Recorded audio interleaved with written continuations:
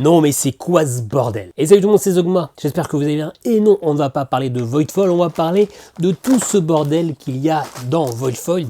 Voidfall, c'est un jeu qui me donne très envie, mais entre les parties qui vont être à rallonge, entre le bouquin de règles qui fait 30 pages plus un glossaire de 50 pages et aussi cette mise en place qui me paraît ultra fastidieuse, je me suis dit que s'il fallait me motiver, il fallait peut-être avoir un insert digne de ce nom.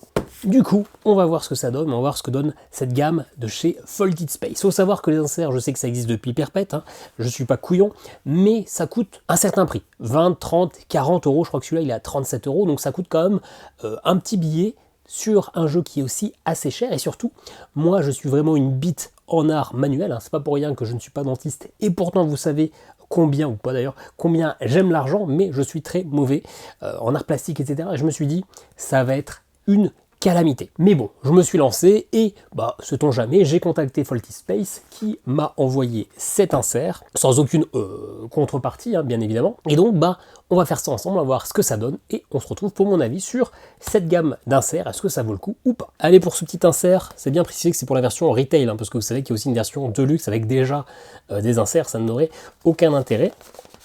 On va regarder à quoi ça ressemble, mais vous allez voir que c'est pas très compliqué. Apparemment 75% de matériaux recyclés. Hop, petite pochette qui s'ouvre comme ceci et dedans on découvre tout le matériel avec donc la fiche de construction avec apparemment 8 feuilles de papier carton, les différents modèles pour produire tous ces inserts, donc il va falloir tous les respecter dans l'ordre pour être sûr de ne pas se tromper, avec à chaque fois le dessin de quels sont les morceaux d'insert qu'il faut prendre, et puis un montage fini et à chaque fois la légende. Donc dans le tray numéro 1, on va ranger les marqueurs de corruption. Dans le 2A et B, on va mettre les tokens de guilde et de gloire. Alors moi pour l'instant je ne sais pas ce que c'est, je n'ai pas joué au jeu, mais on va découvrir ça. Hop, donc nous avons des fiches avec à chaque fois le numéro de la fiche, parce que sur la feuille, ça nous dira de prendre la sheet 3, la sheet 8, la sheet 3, machin, etc. Donc on a toutes les fiches. On va vérifier qu'on a bien du coup 8, 2, 3, 4, 5, 6, 7 et 8. Bon, il est très beige celui-là, quelques petits dessins mais très beige. J'en ai vu des plus jolis, mais ça fera clairement l'affaire. Oui, c'est plutôt les extérieurs qui sont jolis. Il faut regarder les versos. Alors, pour faire ça, il vous faut juste de la colle et de main, peut-être un petit mouchoir pour retirer si vous bordez, et puis peut-être un carton pour éviter d'en mettre partout sur votre table, mais ce carton-là fera très bien l'affaire.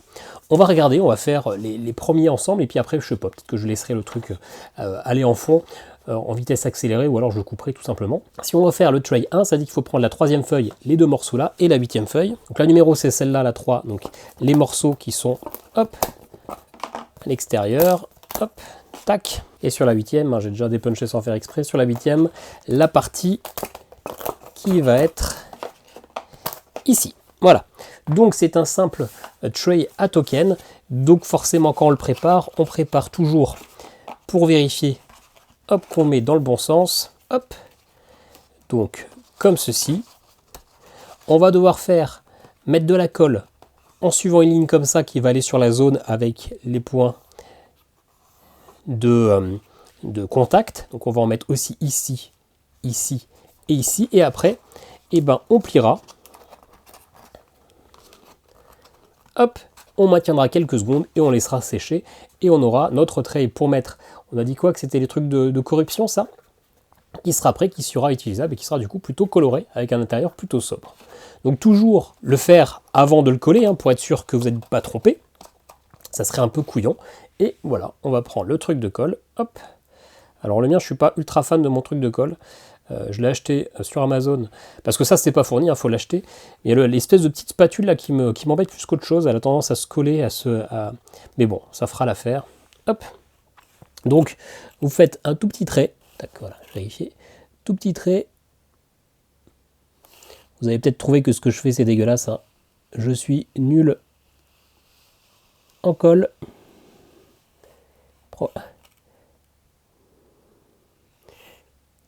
Hop. Si ça déborde un petit peu, c'est pas grave, on pourra essuyer de toute façon. Cette colle là ne sèche pas instantanément. J'aurais peut-être dû me chauffer juste avant. Hop, pour l'application sur le petit truc là, parce que j'ai l'impression que je fais du slalom. Je me prends pour un skieur professionnel.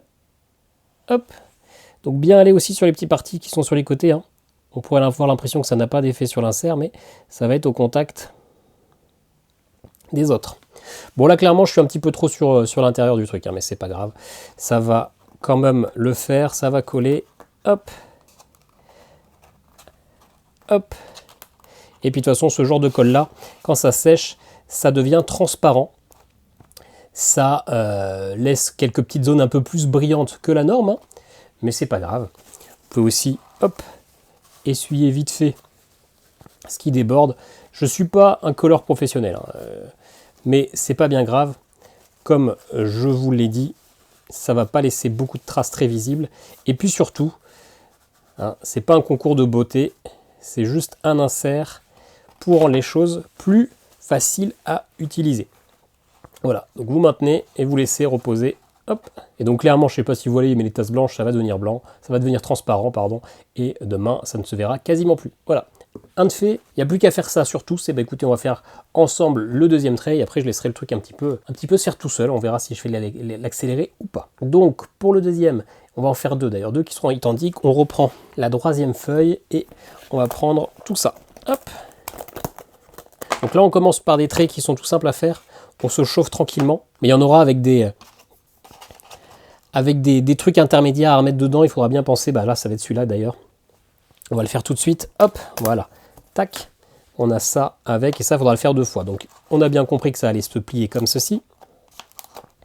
Rien d'exceptionnel, vous voyez que celui-ci, il va falloir l'insérer en plus. Hop, donc c'est très bien, une fois qu'on aura fait ce double insert, finalement on aura un peu tout vu. Il y aura des choses un peu plus, avec un peu plus de colle, mais rien de très compliqué. Donc, il faudra toujours faire la ligne comme ça, mais il faudra aussi faire une ligne qui fait cette zone de jonction-là. Et pas oublier d'en mettre aussi un petit peu ici pour que ça vienne bien se souder à l'intérieur. Voilà, donc on va essayer de faire un truc un tout petit peu plus propre, mais me connaissant, ça va pas être évident. Hop, les petits morceaux sur les côtés qui seront en contact. Hop, ah, pas mal, je commence à prendre le coup de bain là. C'est bon, on commence à être chaud. Hop, il n'y a pas besoin d'en mettre beaucoup, hein. Et pas oublier le petit trait ici. Hop. Et le petit bout là. Et puis après on arrêtera parce que vous allez dire, mais qu'est-ce qu'il fait ce mec? C'est une calamité du collage. Mais oui, c'est comme ça.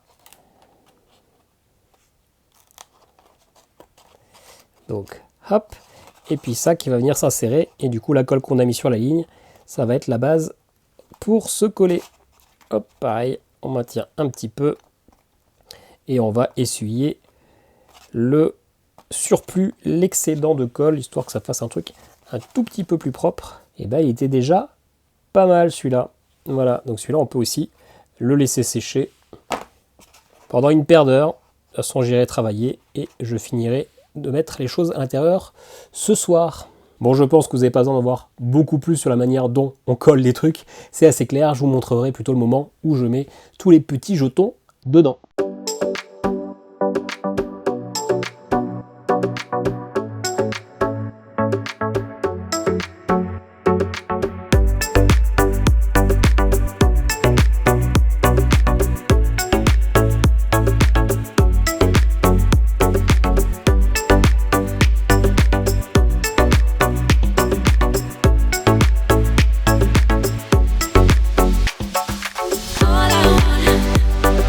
All I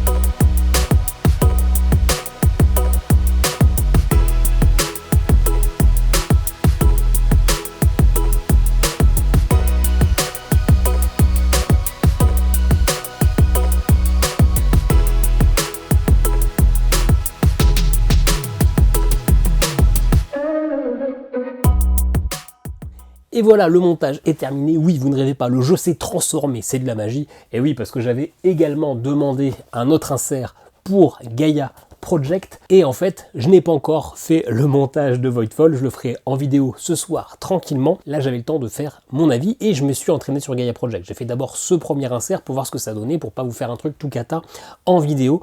Et du coup, on peut faire un débrief. Déjà, ils disent sur le site que c'est sympa à faire, que c'est rigolo, que c'est un moment de détente, etc. Moi, je me suis dit, mon œil, je vais me foutre de la colle partout, ça va être l'horreur. Et en réalité, c'est vrai que c'est très plaisant. Déjà, on a des punchboards, mais en carton plume. Du coup, retirer les pièces, moi, c'est pas un truc que j'aime, dépuncher, ça me fait chier, ça me fait mal aux doigts, etc. Des fois, on arrache. Là, c'est du carton plume, ça se retire tout doucement, c'est tout mignon, etc. C'est tout confortable. Et le montage est ultra simple. Une fois qu'on l'a fait une fois, on sait comment ça marche. Et puis, on peut faire ça tranquillement en se mettant une vidéo, tout ça. Et c'est vrai que c'est quand même vachement chouette. On a du coup un jeu qui est déjà... Alors j'ai peur de vous le faire tomber, mais de toute façon, vous verrez sûrement des petites photos en parallèle de comment je l'ai fait. Mais c'est ultra agréable. C'est pratique parce qu'on peut prendre notre petit paquet et le poser directement sur la table, donc c'est vrai que la mise en place est faite. En plus, là, ils travaillent une gamme d'inserts qui sont dessinés, colorés, et donc c'est vachement plus chouette que de l'insert tout gris, qui est fonctionnel mais pas très joli. Là, sur une table, ça a un petit peu de la gueule. Alors là, il y a du vide parce que cet insert-là est fait aussi pour avoir l'extension que je n'ai pas. D'ailleurs, cette boîte, c'est une boîte de Karine de la chaîne Carnet de Jeux, je l'avais racheté il y a quelques années, et j'y ai jamais joué en physique. J'ai fait, enfin pas cette version-là, j'y ai joué chez Alex des gens Crevatte, j'ai joué un petit peu sur BGA, mais pareil, la mise en place de ces jeux, de ce jeu-là d'ailleurs encore plus que Voidfall, parce que Voidfall, il y a quand même un petit insert dans le fond. Gaia Project, c'était vraiment la blinde de sachets dans tous les sens et tout, super relou. Là, c'est quand même vachement bien fait, franchement, très agréable à faire, alors que je vous l'ai dit, une bite en travaux manuels. J'ai fait ce premier insert tranquillement le soir, j'ai commencé ça à 23h, je mettais des vidéos en fond, j'ai fait ce premier insert de Gaia Project en 45 minutes.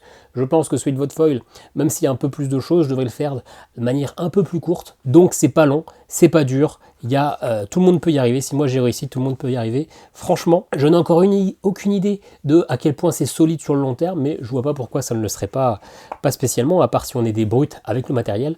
Franchement, c'est une vraie belle découverte. Je m'attendais à un truc laborieux, un truc qui ressemblerait rien à la fin, mais c'est franchement chouette. Alors ça coûte un petit peu cher, on est entre 20 et 30 euros par insert, donc forcément c'est un truc qu'il faut pas abuser, il faut y aller avec parcimonie. Achetez pas des inserts pour tous vos jeux parce que vous allez faire péter le prix de vos jeux. Il y a des inserts qui me semblaient franchement bien, j'ai eu envie de faire pour Revive, mais ça coûte 20 euros et c'est un jeu auquel je ne joue pas si souvent que ça, donc est-ce que ça vaut le coup à chaque fois? Mais franchement, Faulted Space, ça marche très bien. Si vous aviez des doutes, allez-y, je sais qu'on peut en trouver sur... Alors, il y a le site internet, mais je pense qu'on doit payer des frais de port, mais on doit pouvoir en trouver sur Philibert, un peu sur Ludum, un peu sur toutes les commandes comme ça. Sur les jeux que vous aimez beaucoup, sur lesquels vous allez aller souvent les relancer, où vous savez que la mise en place va être fastidieuse, ça va être un beau gain de temps et de place aussi sur la table. Moi, je pense m'en prendre un pour Frosthaven, parce que je sais que ça va être relou à installer tout ça. Alors celui-là, il est assez costaud, donc il va coûter assez cher, mais franchement, voilà, belle petite découverte que c'est Folded Space. Je sais que vous connaissez déjà tous, parce que vous êtes déjà nombreux à les utiliser, mais je me suis lancé, et franchement, ceux qui hésitent, c'est pas dur du tout.